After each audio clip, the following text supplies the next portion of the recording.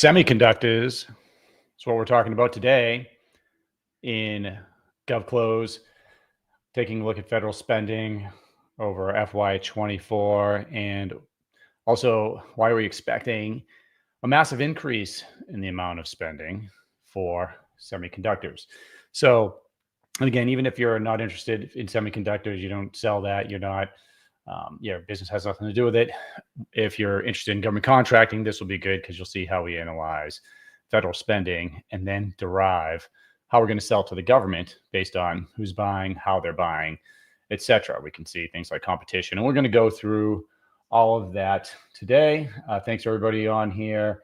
If you have any questions as we're going through it, just throw a comment in here. I'm going to throw a test. Let me know if you can hear me, see me, etc. We're streaming on YouTube and should be on LinkedIn as well, although I didn't see a test come through on LinkedIn. So if anyone's on LinkedIn, let me know. Just give me a comms check in the comments. But if not, can't fix it now.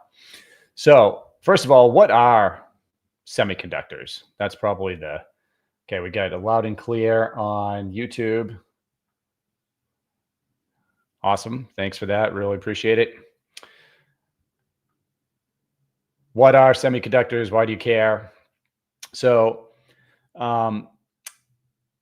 there's a few things that I wanted to cover there as far as, just going over the nuts and bolts of why it matters, why we're spending more money there. Because when we're looking at federal spending, we always have to keep an ear out for what the government is forecasting. And then we have to back that up with the data. And thanks, Stephen. Appreciate that. Okay, good. So now we know that we're communicating effectively. Everyone can hear us. That's always a good thing. Now, semiconductor, again, I'm not going to give you like the scientific breakdown here, but just to kind of go over big picture. Little pieces of material, silicon, they can conduct electricity, but they're really what you care about. They're the brains of smartphones. They're the reason we have things like video games. They're even in cars. They're, millions or billions of microscopic transistors essentially, and they're switches turning signals, they're processing information, they're essential for what we do. And there's been quite a debate over the past 20 years about where the US is as far as semiconductors are concerned. There's concerns over foreign countries having a lot of the material that makes the semiconductors, and knowing where we're going. And we just did a LinkedIn Live, YouTube Live on how important data centers were and how the infrastructure for data centers, especially supporting the advances in AI, we're going to see massive increases in spending. We can see it commercially, and we can see what the government has done, and we can see what they're forecasting that they're going to do. And this is the natural next thing to start talking about is semiconductors. And part of what we're doing, part of why I'm doing this, is because we want to look at where the government is going to be spending more money, right? We know where they're not going to be spending money. They forecast where they're not going to be spending money. We know that there are things that, for instance, the last administration was focused on that this administration may not be spending as much in, wind and solar, for instance, right? So where are we going to see the spending? We're going to see it in defense for sure. We are going to see it in things like the infrastructure for these data centers and semiconductors, right? So no semiconductors, no video games, no internet.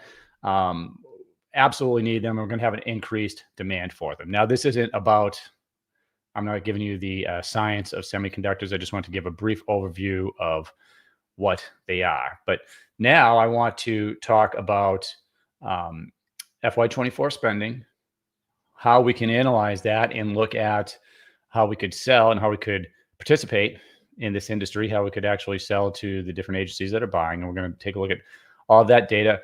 By the end, we're also going to take a look at how small businesses can participate here. Where are going to be some opportunities for you as we increase spending in this particular industry. And we're also going to take a look at some of the policy that's out there. Like the Chips and Science Act of 2022. There's different things that we can take a look at as far as what the administration's saying, what the government is saying as far as spending, different documents we can look at to forecast where, or try to forecast where the government is going. And then there's also spending that's already set. There are 5-year planning sessions that happen in DoD. I'm not going to get too far into that, but different things that we can look at to read the tea leaves and make good decisions for our business. So without further complicating things here, I'm going to share my screen.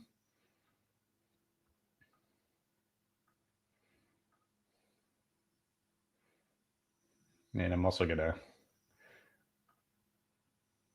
take my banner down here. There we go. Now you can see what's going on. All right.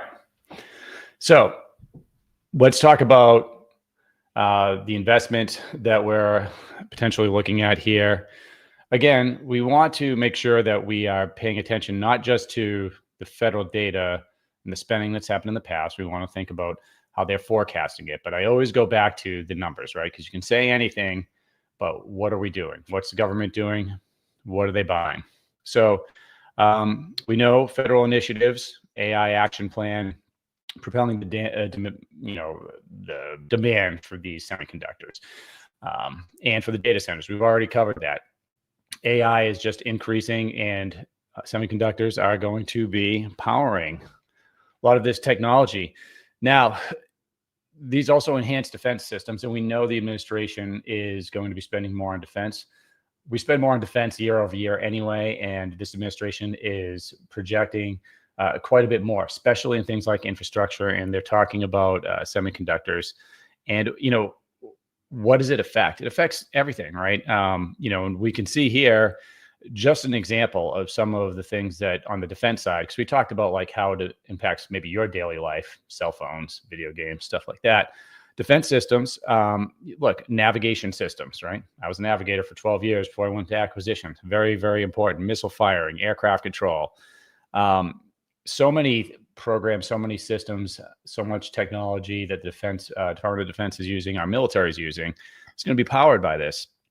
And of course, supply chain security is also part of what the government is looking at. Domestic chip production is what they want to see rise. There's a lot that goes into that, but we just want to have a basic sense right now of what semiconductors are, what are they being used in, why does the government care so much, why are we projecting increased spending? Now let's take a look at the overview. Okay, so last year, now you may say 196 million in federal spending. That's not a lot.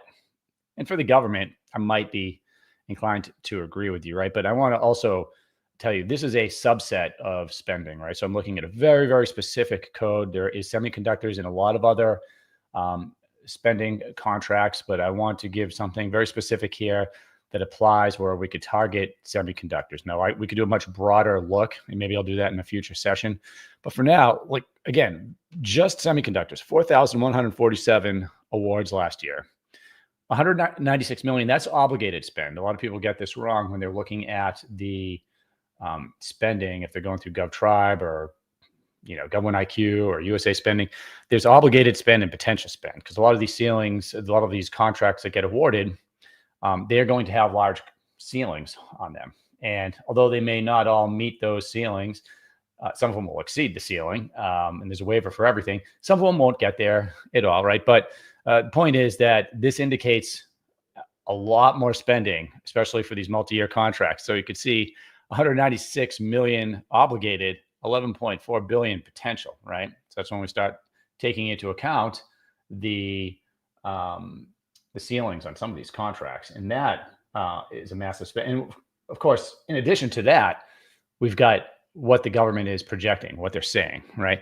So, but these are the stats. This is what's already happened, right? 196 and 11.4 billion.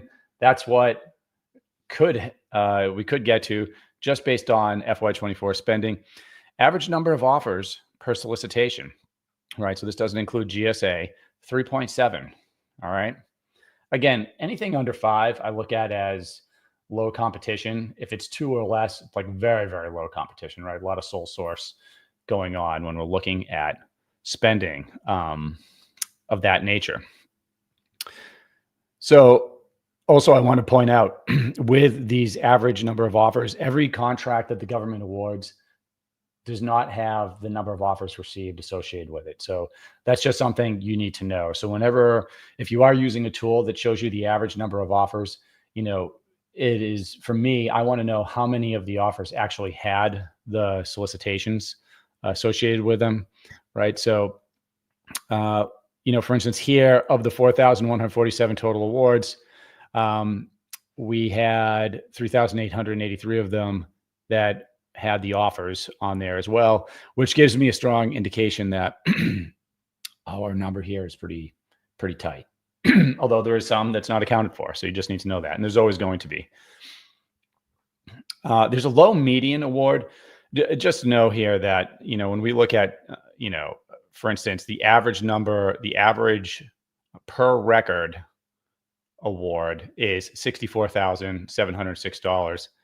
And the average company, meaning if we take the total company, the amount of companies that were awarded contracts in FY24 for semiconductors, and we take the the number or the total amount spent, we get an average of $358,877 per company just for semiconductors. That doesn't include anything else they've sold to the government. So, phone's going off here. I don't even know if you guys heard that. Okay, so that is the overview. Hold on, let me see. I haven't been looking at the comments just to check here, see if there's anyone. Oh, Theodore's on. Yep. No, appreciate it, Theodore. Thanks, you're on here. Theodore's in our GovClose program. If you guys are watching and you're not in there yet, jump on in if you want to start or increase what you're doing with government contracting, start a career in government contracting, a business. If you're already there, have a much more powerful way of selling to the government. That's what we're doing in GovClose. But we're talking about semiconductors today. This is kind of research we're teaching too. Like, this is what you want to do, whether you're with us or not, whether you go through our program or not. The advantage we have selling to the government, there's a lot of disadvantages. It takes a long time. It's super complex, right? But if we understand the data, if we understand how the government buys what you're selling, if we understand who's buying, we can eliminate all the other noise. We can just focus on what you're selling and how the government buys it. That eliminates 99.9% of the stuff that distract companies. The reason companies aren't getting involved and people get, down on GovCon is that they're just not analyzing the data and following a path. We can be very specific. Not only that, we can be way more specific with government contracting than we can selling to businesses or to consumers, because we can see exactly who's buying, exactly how much they're spending, how they buy, right? So top 3 offices that are buying semiconductors now, I don't have to look anywhere else, right? I know who's doing it. That's very powerful, but it still does take time. You have to be committed to do this correctly. All right. So enough about that. Next slide. Okay. What's your revenue potential if you're a small business? Hey, Andy, you're on here as well. Appreciate it. Okay. Median award, 5.3 thousand. There are a lot of, so with semiconductors in particular, there are a lot of smaller, numerous orders, right? So we see a ton of small orders, around 5.3 thousand on average, right? For the median, right? The average per record, I mentioned this in the last slide, $64,000, right? And average per company, 358,000. Okay, so if you're a company selling to the government semiconductors, you probably made around 358,000 that year. Of course, again, this is an average, right? Because the largest single contract was 125 million. So there you go. That was a 5-year contract. Department of Defense is certainly dominating the spending in semiconductors. So we can see who's buying. Very important. And we know why. If you were here at the beginning, we're talking semiconductors, why they're important. Oh, hey, Fred's on as well. Appreciate it. Look, semiconductors are used extensively in military technology, right? So it's really not a surprise that we're seeing Department of Defense at the top of the list here. And it also, it backs what the administration's saying. and what certain government documents are saying, that we're going to be spending more on military in the upcoming years, more on semiconductors, AI infrastructure, et cetera, military tech.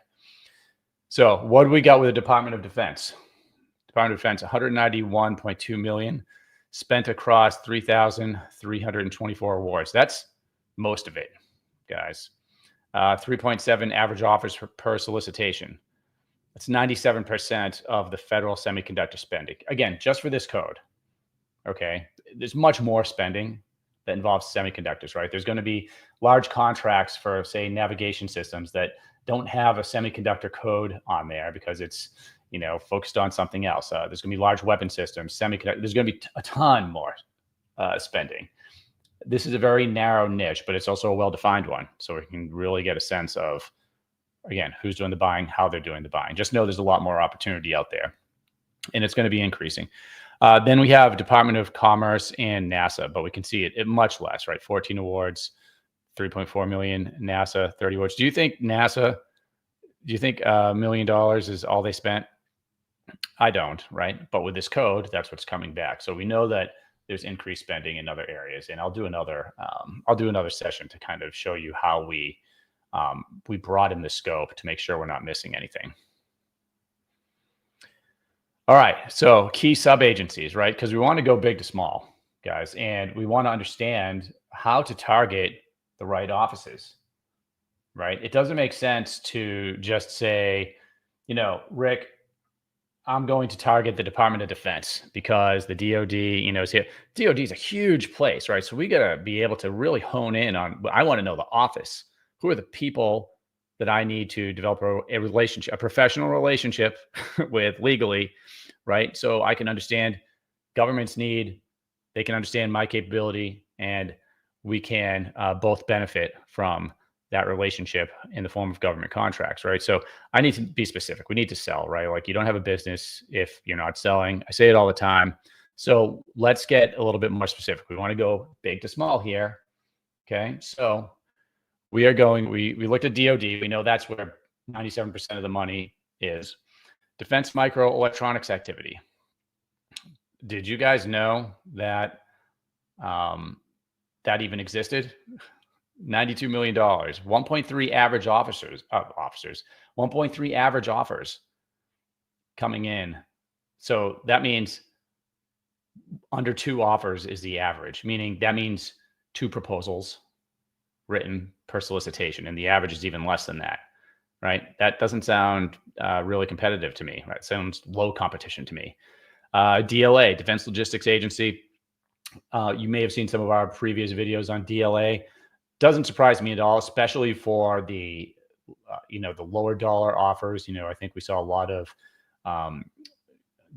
spending around $5,000, right? That, again, for something like this, not surprising that it would go through DLA. They have their own systems too. So, government contracting is vast. We really want to understand who is buying what you're selling, right? So, when you're talking DLA, you might be looking at DIBS. There's a few other places as well. So, and we can also see that the competition goes up a little more, 3.9 offers per solicitation on average, 695 awards. That's a lot. I would imagine, this I haven't looked at, I would imagine that those lower dollar purchases are going through DLA. I'd have to confirm that. I don't like to guess, but that's just my suspicion, having looked at a lot of this type of spending. Then we have the Navy, 1.4 average offers per solicitation, 204 awards. And then Army, followed by the Air Force. That kind of surprises me as a former Air Force guy. I don't like to see us at the bottom of that list. Let's see here. Let's see, Joshua. How do we get access to this app site you're using? Oh, I developed this myself, my friend. So we are going to be releasing it, not for free, right? But essentially what I like to do is I want to know the exact roadmap based on what I'm selling so I can eliminate the noise, right? So what we'll be releasing is going to be very specific to helping, whether you're a sales executive, small business, large business, like, what are you selling? The specific thing. Don't come in here, and I tell clients all the time, don't tell me, you're a cybersecurity services company and you do and give me a list of 150 things, right? You're going to tell me you could do everything and anything, right? Now we want to know the specific thing because the government buys specific things differently, and we can build our entire business plan for selling to the government on that. More to follow. I'll let you guys know, but we're getting close, real close. For early access, the people that are going to be able to use this first are the people in our GovClose program, and some of them are on the call right now. So they will be the first. In fact, I have a couple of them that are benefiting from this, but more to follow on that. So, okay, Air Force at the bottom there. And again, we could see what is the insight? Well, defense electronics activity is who we're targeting. And we can find out a lot about that, right? So if I was selling semiconductors and I determined, but more research, by the way, also because semiconductors are used for different things. But if I determined that that was the office I was selling to, based on the semiconductors that I was selling or whatever I was doing in that process, I would research everything about that activity that I could, because they have a forecast. They have an acquisitions forecast. And we could see what their mission priorities are. Do we align with them? Are they using certain contract vehicles, right? We're going to get into some of this. All right. Top contracting offices. We already talked about defense microelectronics activity. Then I'll give you two guesses which agency NAVSUP is, right? So I'm guessing Navy. You know, it says Navy specific right there. I gave it away. DLA, Land and Maritime, $50 million for average office. Again, this is for this specific office, okay? So if you see like a little bit of variation in some of the numbers, if we can drill it down to the actual office, we will. 326 awards, high competition. We can see here, this one I'd have to Google, but ACC could be Air Force. I don't know. Yeah, you know what? I'm going to Google it and see while we're on here. Unless one of you guys wants to do it while we're on the, what is it? It's let's see here. What is it? W6.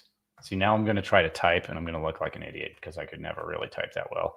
What I love, by the way, guys, as far as AI is concerned and different tools, if you're like me and you're like a finger puncher, there's a AI tool called WhisperFlow, and I use this. I don't type anymore. I'm typing now because I have to talk on this live session, but I would normally just hit a button and it would dictate. It can dictate into any app. And it's also, it uses AI. So if you're, jumbling your words, it's going to correct you slightly. It's not going to change the meaning of what you're saying. I use this. It is the number one AI tool I use, aside from ChatGPT.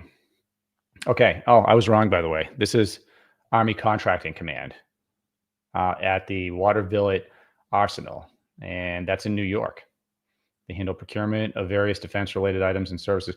Look, we can find out. So if you guys are looking at a code, by the way, if I say an acronym, I got a little professional critique on my last one because I was throwing out acronyms like rapid-fire machine gun acronyms, and I am definitely guilty of doing that. Military acronyms, acquisitions acronyms. If you need something defined, just put it in the chat, and I will respond to it, hopefully, on this session. But a quick Google search told me that, hey, we're looking at the Army right there, Army Contracting Command, and this is in New York, Waterville Arsenal. So again, we can find out a lot more too, but just giving you guys an idea. All right. Primary contract type, right? Look, the GSA was used for some of this, okay? So, but we want to know if GSA or any other contract vehicle is used in procurement, because you can't just write a proposal on a solicitation and win that contract, especially if the office that is issuing the solicitation is going to be using a contract vehicle. Now, contract vehicle, I lump GSA into that, but what I mean is that there are contracts that you have to either apply to be on. So you can apply to be on the GSA schedules, for instance, but it's going to take you 6 months, a year to get on there. There are contract vehicles like NASA SOUP where you have to actually wait for an onboarding. You'll be writing a proposal to get on those big GWACs, they're often referred to. That's a government-wide acquisitions contract. It could take you, you might have to wait a year just for the onboarding, right? Or the next time that they're accepting proposals to get onto that GWAC. And it could take you, another 6 months to find out that you're accepted. So again, since we're talking about sometimes years to get on these vehicles, if that's what the government's using to buy, we have to know it, because you have to align your company with those vehicles. Now you'll see companies, again, industry dependent, but if I was to lump them all together, I'd say companies that are successful selling to the government, both small and large, typically are going to start collecting contract vehicles over time. So if you see a company that's been in this 5, 10, 15 years, you're probably going to see that they have vehicles like GSA, maybe some government-wide acquisitions contracts. And typically what you'll see is sometimes hundreds of companies will be on these. These vehicles don't mean you win anything. Like, for instance, GSA, I don't know. Well, what I was going to say is, I shouldn't say I don't know. I do know. You could go and apply and get a GSA contract for your company and never see a dollar of contract spending or government spending to your business. The money's not just going to flow to you because you have one of these vehicles. But if you have one of these vehicles, that you can use it. You're giving the government options to buy from you. In the case of GSA and some of the other large GWACs, if that's how the government buys, you won't even see the solicitations because they don't come through sam.gov, right? So for GSA, what are we seeing here? Again, this is, so when you see, just for anyone watching, if you ever get into the federal data, if you see federal supply schedule come back, the federal supply schedule, this is under GSA. So that indicates to me that GSA is being used probably by other agencies, right? That's something a lot of people get wrong when they look at the data for the first time. Some agencies use GSA for a lot of different purchases. Some don't. We could look into this and find out exactly what the ground truth is. But we know in FY24, at least 60.6 million went through the federal supply schedule, and that's 25 awards. Now, here's something that we need to think about when it comes to GSA. There are executive orders out talking about increasing GSA use to make purchases. Okay. So what I used to tell people is I would look at something like this, because, by the way, like I've been consulting for a long time. By the way, if you don't know me, Rick Howard, I'm a former government acquisitions officer. So I was an acquisitions officer for the Air Force. So I managed roughly $82 billion in contracts over my career. But so I have a lot of experience on the government side with putting companies on contract. And then I started consulting, right? So now since 2019, I retired. I've been helping companies sell to the government. We have the GovClose training. We have tools that we're building. We're looking at some of the byproduct of that now, CRMs. But one of the things that would happen is companies would come to me all the time, and I still get them. And they're like, hey, Rick, someone sold me on they said I needed to get a GSA schedule to sell to the government. First of all, that's not true, right? And now I've got this GSA schedule and I'm not selling anything, right? So what I always do with companies, especially when they're just starting out, but even if they've been, in the game for a while, is we look at the spending to see, well, just how much of it is going through GSA. Now, if I saw something like this, right? If I saw that, $60 million is going through GSA, that's, for just FY24, I would probably say you don't need GSA to be in this business, but it's probably a good idea. It's something we probably want to shoot for. Now I would say get it, because we don't really know how much GSA is going to be increasingly used, but we know the administration is saying they want to use it more, right? There are a lot of things as far as that's concerned that we have to look at. GSA has fewer people now after some of the Doge hits, but if I was in this business, I would be getting GSA, if for no other reason, as a fail-safe. But it is being used. Okay. And it's also, look, it can't hurt. So as long as you have the means to go out and get the GSA schedule, it's going to give you, in this case, it's going to give you access to opportunities that you might not otherwise see. And it's also a credibility builder, right? I mean, frankly, if a company came to me and they didn't have any experience selling to the government, no vehicles, that's hard to put a company like that on contract. you got to start somewhere. But now if I start seeing, all right, well, they have a GSA schedule, that means you've been vetted. Like GSA looked at you, they looked at your prices, they put you on the schedule, and it gives me a way to buy from you. It's very important. Okay. So any questions on that? I mean, you could throw them in the chat. This isn't a GSA brief, but we can cover that if we need to. All right. Small business set aside opportunity. So what if you're a small business? What are we looking at here? No set aside, 73%. So most of them are just open competition, right? So we can see here what the numbers are. 173.9 million, open competition, average number of offers, 3.5, over 3,384 awards. Okay, so now we're breaking it down. If you haven't noticed, we're going big to small.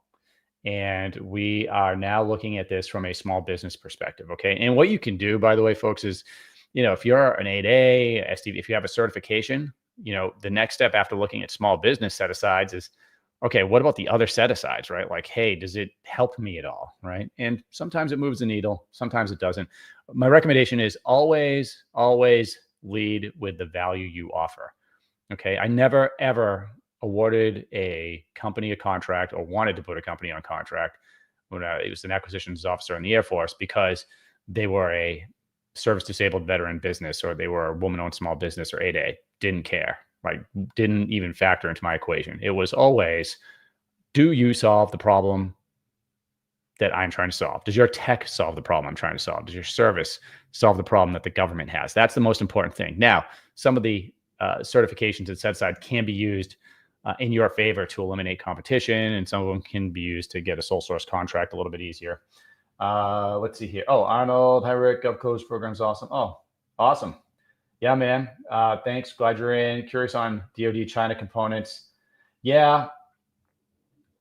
So basically you're asking about the China components on the ban list, maybe not an issue for, but batteries for drones systems, for example. Yeah. I mean, all good points. I'm not going to get too far into, China versus US. I read a statistic though about some of the material that's used to build semiconductors in China having a very, very strong hold on the material that's actually used to make some of those components. There's also, there's always going to be concern in the US, especially when we're talking about classified systems, about using any product, especially if it's like, we're talking about like, chips, we're talking about any type of software or code. If it's made in another country and it's going to be put in a system that is classified or sensitive on the US side, often you'll see a ban on being able to use anything that was built outside the US. It's not going to be the case across the board, but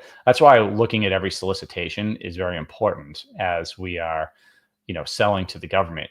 Don't make assumptions when you're looking at these solicitations. This is the problem with a lot of people kind of writing proposals, trying to knock them out fast or use AI.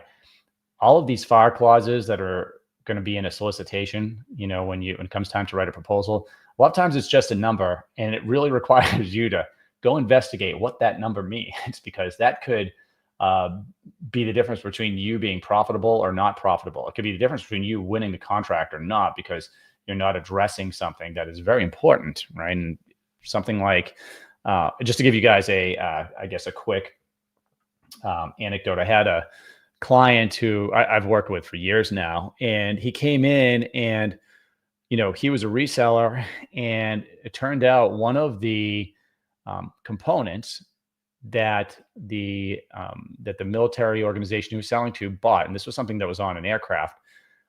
One of the components in there had Chinese components in there, right? So he was actually asked to basically rebuild this thing using US made parts. And so he had to go through a whole drill on, hey, how do I assemble this? How do I make sure everything's sourced from the United States?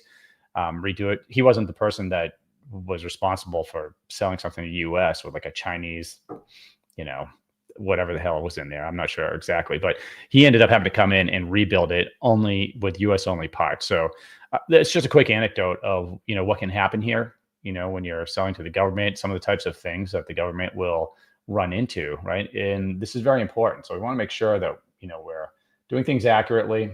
Let me see if I can share this again here. There we go. All right. So just to keep going now, 21% of this was set aside for small businesses. So 21 million. Again, this is just in this particular code, guys. With semiconductors, there's a tremendous amount of spending going on here. This just is a quick, accurate way for me to show you, what's going on and the types of purchasing that is happening here. Although I would expect if I expand beyond this, that a lot of this information is going to look the same, only just more dollar signs, right? 21% of this going to small businesses, 21 million. But we can also see, look, the average number of offers goes up to 4.4, 458 awards. And not a lot for specialized set-asides. It looks like SDV, OSB, and woman-owned small business a little bit, but that's only 6%. All right. I mean, look, 582,000 last year. Again, this is FY24 dollars for anybody just kind of coming on here and taking a look at this.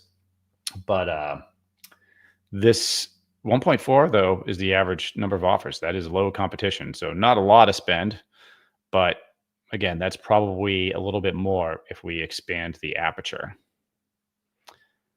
What about subcontracting? Okay. We're always, when we look at the data, we're not just going big to small to figure out who we're selling to. We're trying to figure out what is our strategy, what is our approach. And typically, I'm finding at least 2 or 3 primary approaches for a company. Now, one thing that's going to apply is we always want to find opportunities early before the solicitation, but we do want to determine, hey, is subcontracting part of the plan? We talked about contract vehicles like GSA, but subcontracting could be and is for a lot of, businesses is part of their plan, a major part. I know some businesses that do very, very well just subcontracting. They don't do any priming. Woman-owned small business I work with is gangbusters at subcontracting. So we could talk about like what are some of the pluses and minuses of subcontracting, but and maybe I'll hit that here on this slide. So let's take a look. Subcontracting plan requirements for semiconductors. Plan not required. That's most of it, 175 million. That actually, it makes sense, right? Considering like if we were looking at bigger systems, things that were like, the big systems integrators, we think about the primes, you're going to see more subcontracting plans associated with things like that. We do have about 12 awards for DoD. Individual plans, 38 awards, not a lot of spending though, 582,000. Like prime only, 705,000. Interesting. Now, by the way, just because it's a plan not required, that does not mean there were no subcontractors involved, right? So I could have a contract with the government and decide or determine, hey, if I'm building, semiconductors, I don't know anything about building semiconductors, but maybe there's a board or there's something or a switch or something that I am going to subcontract that to, to Joe's switch company down the street, right? In some cases, you don't even have to tell the government about this. It's like, if depending on the contract, is it firm fixed price? What's going on? If there's security implications, you probably have to. But if you're, you get hired for a dry cleaning contract and you're going to sub out part of that, you probably haven't named somebody on the contract. It's a good point. If you're going to be subcontracting and you have a teaming agreement with a company, the way that I always handle this is I, as a subcontractor, want to be named in the actual contract. So in the proposal, I want my company's name in the proposal. I want to be named a named subcontractor. I don't want the proposal that's written by the prime to not mention me. Why is that? Because I want that agency to expect my company is going to be doing work there. And I do not want to be cut out of the relationship with the federal government, especially in my case, I bring the opportunity to the prime, right? I'm not going to subcontract. I'm not subcontracting and just relying on a prime to do all the work. As a business owner, you can't do that. Like, you have to own the relationship. The relationship with the government office is the most important thing if you're going to be good at government contracting. So let's see here. And again, look, the bullet point here, subcontracting strategy, most contracts don't require it. But they do exist and you just have to look for them. All right, let's take a look at competition. 106 million negotiated proposals through competitive negotiations, average number of offers 2.2. You can see what I'm doing here. I'm always looking at competition, looking at the number of awards. I want to know, if I see $106 million, but I see one award, well, that's like one big award to one company, right? I see 489 awards, average number of offers. Okay. Simplified acquisitions. This is for small businesses. A good way to think of this without going into like the FAR is just simplified acquisitions is a faster way for the government to buy from small businesses. There's a cap usually on what they can spend. And there are some other things that fall under simplified acquisitions, things like blanket purchase agreements and whatnot we could get into. But just think small business for now, right? If you're going to build a plan, you need to get much more intricate into what this means and also see what's the agency doing, right? And then sole source, not a lot, but actually I say not a lot. 199 awards with no competition. Could be that they were the only business that could do the job or produce the part. All right. So there's a few reasons that can drive sole sources. Also, 8A could drive sole source, SDVOSB with the VA. But primarily, we're looking at open competition, full and open competition, and simplified acquisitions. So that's good to know, right? So what is full and open competition tell me if I'm seeing this? It tells me what we've talked about ad nauseum on our YouTube channel, which is find the opportunity as early as possible. Know the office, know what their acquisitions forecast is, see if they're putting out sources sought RFI, respond to it, set up meetings with that office, go through the small business office if you have to. But you want to develop the relationship and you want to shape the requirement. Hey, again, I'm not a semiconductor expert, but I might be making recommendations as to the specifications of the semiconductors that the government wants to buy. Like, hey, it should have this component, that component, so many switches. They're going to be more secure if they do this. Ours are better. They're more environmentally friendly if they do X. Like, there's a lot of different things we can pack in ahead of the solicitation and make your company more likely to be the one that wins. That's why we look at this data. So we know a good component or a good part of what we're doing here is going to be finding things early and influencing, right? Because a lot of this, most of them are going to go to full and open competition. Some of them get set aside for small businesses, right? How does that happen? Well, there has to be 2 or more companies that can do the work. How does government find that out? Sources sought, RFIs. These are the things a lot of companies don't want. They're like, oh, it's a waste of time. Like, it's not going to be, it might not be awarded for a year and a half. And you're right. Government contracting is the longest sales cycle of B2B, B2C, B2G. B2G is the longest. So if you're going to be in this, be prepared for the long game. And if you're going to be in it for the long game, do the work required. Don't just jump in at the proposal and then you don't win and then complain and say it's rigged. No, the people winning are working 6 months before, a year before sometimes. They're doing the work. So don't complain to me. The system's not rigged. Do the work, market research phase. That's what we've learned. Top vendors.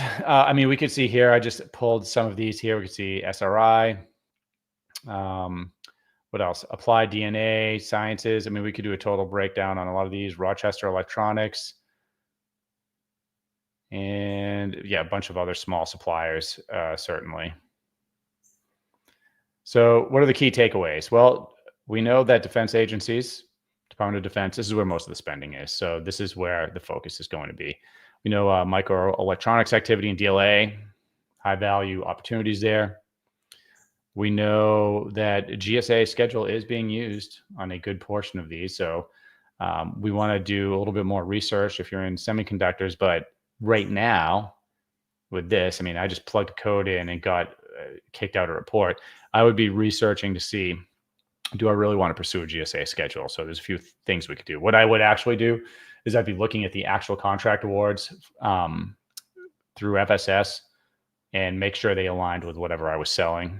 And then I would probably contact GSA and maybe talk to someone smart over there to see what they were forecasting. But at large, government is forecasting increased use of GSA. And what I tell people is if GSA has been used in the past, then plan on it increasing in the future.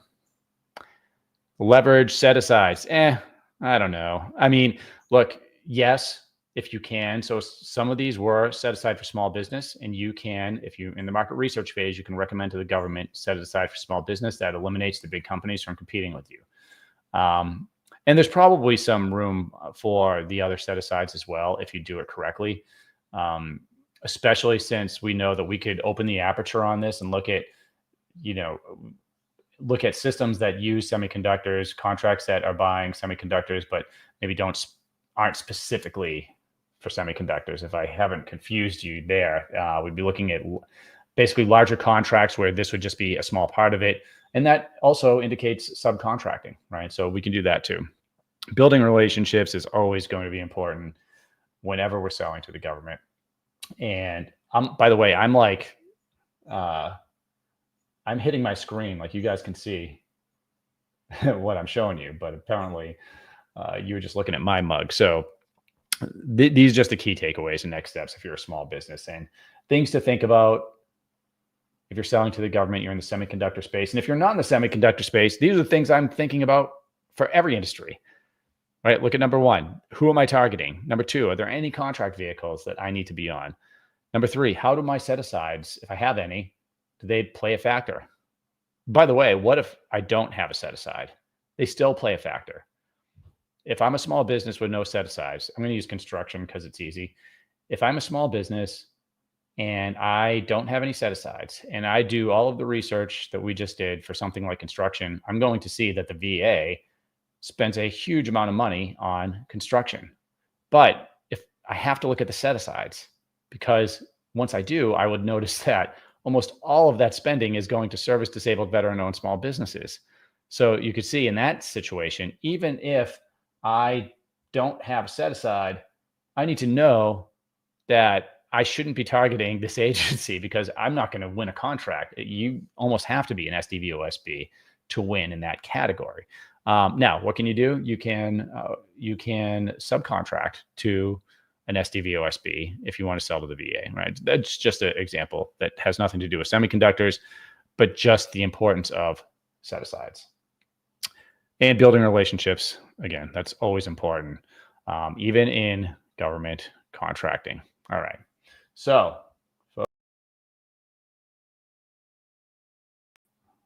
where am I here? There we go. That's semiconductors. If you have any questions, throw them in the chat. Be happy to answer them here. I know, let me just go through here. Yeah, forecasting data is available. Yep, Fred, absolutely true. Let's see here. Oh, I already covered that about the site that we're using. That's a tool that I built, but it'll be available soon. I'll let you guys know. And then we have some other folks. We have a few folks that are actually from the GovClose program, which always good to see. And for you guys that don't know, you can go to govclose.com. We'd love to see you there. If you want to join our what is our program? It's a 1-year immersion into government contracting. I like to call it an implementation program. It's not a course. Certainly, there's on-demand training, but it's more of a community, right? So I onboard everyone personally. We walk you through government contracting from knowing nothing all the way to like advanced strategies with a heavy focus on the data, right? Just like we did. Everyone in there has to build a roadmap. I have to approve it. A lot of times they're building multiple ones. Then we build a pipeline of leads. We're showing how to close those leads. And then people in the program are usually doing one of three things. They are either have a business and they're selling to the government, or they want to start a consulting business helping other companies sell to the government, or they want to get an account executive job. What do the backgrounds of these folks look like? Or if you're interested, we have a lot of people that have a military background, right? A lot of people have a federal background. And then we have a lot of professionals that have either been consulting or doing something else with their careers. We also have people that are starting their careers, right? I mean, my 20-year-old niece went through the program, got a internship with a aviation company that sells to the Department of Defense. It does a lot of work within GovClose. You've probably seen some of her work. We have a lot of people in their 20s that are starting their careers and have gone out and gotten account executive jobs for companies like Honeywell and other companies. And then we have a lot of consultants as well, and a lot of people selling to the government, just optimizing what they're doing. Like, hey, Rick, I need a way of really streamlining how we're selling. So it's a way of, instead of spending, because if you hired me as a consultant to help your company, you could be spending $100,000 a year plus on me helping your company versus, some of these companies coming in and just joining the program. Now they get access to not just me and all the training, but the people in our community. We have contracting officers in the program, like active duty contracting, federal individuals with acquisitions knowledge, and then just so many people that are in business and have done this. It's really awesome. I love the community personally. I think we do have a couple of, this is the website, by the way. If you do go to govclose.com, you can click on watch the free training. It'll basically take you through a funnel where you can, get a good video overview of the program, and then you'd schedule a call with one of our onboarding advisors. Let's see. Isn't there a federal acquisition review against a non-set-aside subbing to the set-aside to get the award? You cannot. So here's the thing. You need to look at each solicitation. There's a lot in the FAR. The federal acquisitions regulations is thousands of pages long, but I can tell you, let's say a contract was set aside for service disabled veteran-owned small business. You can sub to the service disabled veteran-owned small business, but there's going to be a requirement for that SDVOSB to do a certain amount of that job. So what you can't do is have the SDVOSB kind of like be a ghost prime to win the award, and then your non-SDVOSB business does all the work. There's going to be a requirement. It could be 51% that the SDVOSB has to do. It might be, I've seen less on some of these solicitations. There may be a FAR clause that determines that also, but yes, you can't just ghost the government and try to get around something like that. When there's a set aside, there is almost always a requirement for that set aside, that prime, to do a certain amount of work. Okay, so you do have to be careful with that. But you can sub to these companies. You can absolutely be a subcontractor to these companies, right? So let's say for semiconductors, if I found a contract, maybe it's like a company that's building, or maybe it's for a solicitation that's building a navigation unit or something, and it needs semiconductors. I'm a semiconductor company. Well, if that was set aside for an SDVOSB, just as an example, I'd find the SDVOSB that could do that kind of work. We would go in and I'd say, hey, look, I do semiconductors. You could sub that part of the job to me. They're probably buying it from someone anyway, right? So that's an example of where this could work. So hopefully, Josh, that answers your question. Yeah, so this is the GovClose website. And unless there's any other questions, I think that's going to do it for today. Guys, happy Friday. Thanks for coming in and learning about semiconductors and a little bit more about government contracting. If you have anything that you want us to take a look at in the future, you can just drop that in the comments and I can look at, we can bring up any industry. If you want to see like what our tool does and how that looks at your industry, we certainly can. And we can also get really specific. One of the hardest things to research is if you sell something that doesn't have a code associated with it, like a product service code or a NAICS code. And we're really good at not just keywords, but negative keywords, and meaning eliminating the noise, right? Searching for what you sell in government contracting in the millions of records and eliminating the things that don't apply and focusing in on the things that do. So let me go here. All right. Thanks, guys. We'll see you next week. After going through the course, I was able to land a client that pays me a monthly retainer to actually help them develop their business and go after these federal contracts. I was able to get a consulting gig with a software company that currently works with the intelligence community. Within 2 months, I had my first client. So the initial contract was for a 3-month contract for $4,000 a month. So 27 years old, you've never worked in government contracting, you've never worked as a consultant, and you just closed your first deal. Is that correct? That's fair. and I've got a couple small projects on the side as well. So definitely something, probably my best investment I've made all year. A cold call landed a 9-figure government contract.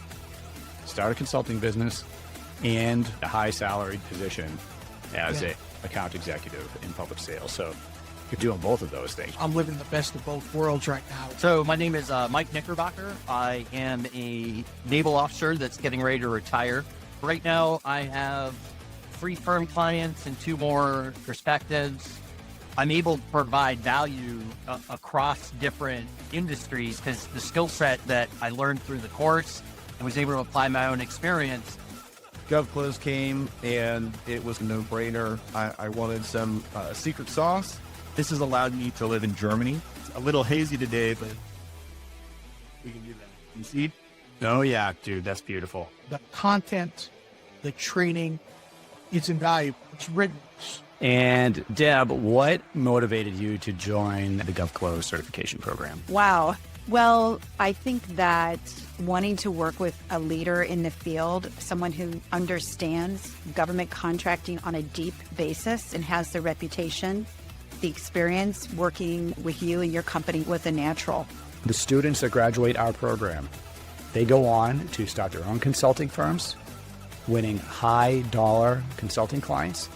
They go on to land high paying salaried positions as account executives with companies that sell to the government. I'm so proud of the people that have gone through our program. And if you are considering either a job or a business, and by the way, some of our students are doing both, as I did. They're running a consulting business and they'll have an account executive job. It's transforming their lives. It's bringing true wealth to them and their families. Back to the video.